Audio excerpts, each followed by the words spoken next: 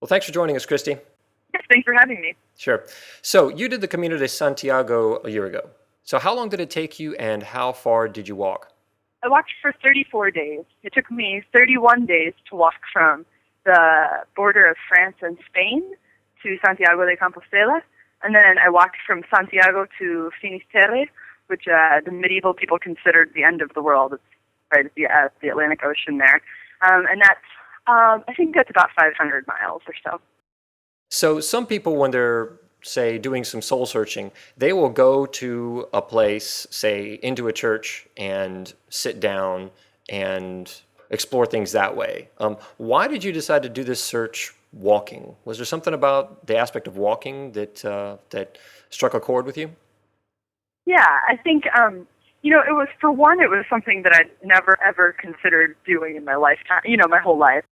But there's something about pilgrimage of that idea of walking for so many days on end that just kind of struck me. And so the other thing about it was that people have been walking this pilgrimage for something like 1,000 years now, and something about that was really kind of drawing me to it. It's hard to name, I think, exactly what it is about it that's so compelling, but there's something for me that's kind of inspiring of the idea of the literally thousands of people who've gone before you making the same journey.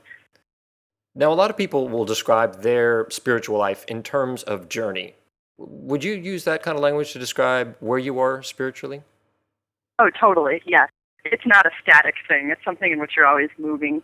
I feel like I'm always trying to move closer towards God and being called closer to move closer.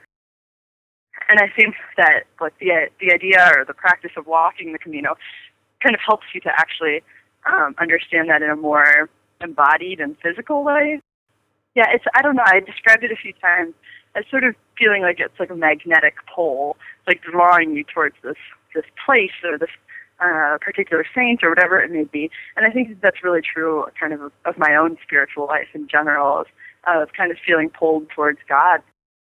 So there was a lot of time alone, obviously, but you spent a lot of time meeting travelers on the road? Yes. Even if you've arrived in Spain alone, you're never walking alone. You might start the day off walking by yourself, but you're definitely going to run into other people all day long and get to know people. So you kind of form these bonds with people that you just don't have with other people.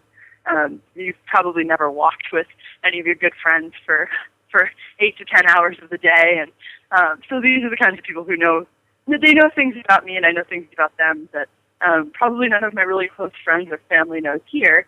I don't know. There's kind of an intense sort of bond you form with the other pilgrims. Everyone's looking out for each other and trying to make sure that everyone's going to make it, and just encouraging one another along the way. So you have a lot of people who don't consider themselves religious. Maybe they consider themselves spiritual in some way, or Hmm. culturally religious, but not practicingly so. Why did they do the Camino?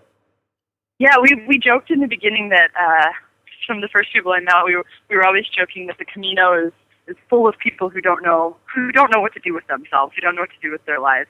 It's a lot of people who are kind of making big decisions or have just come out of some sort of a big decision. So I met people who had recently graduated from college, a couple of people who recently graduated from high school, people who had lost their jobs recently or decided to quit a job in search of something different but weren't sure what that something else was, people who'd recently been divorced or separated, a lot of people who were kind of big turning points in their lives.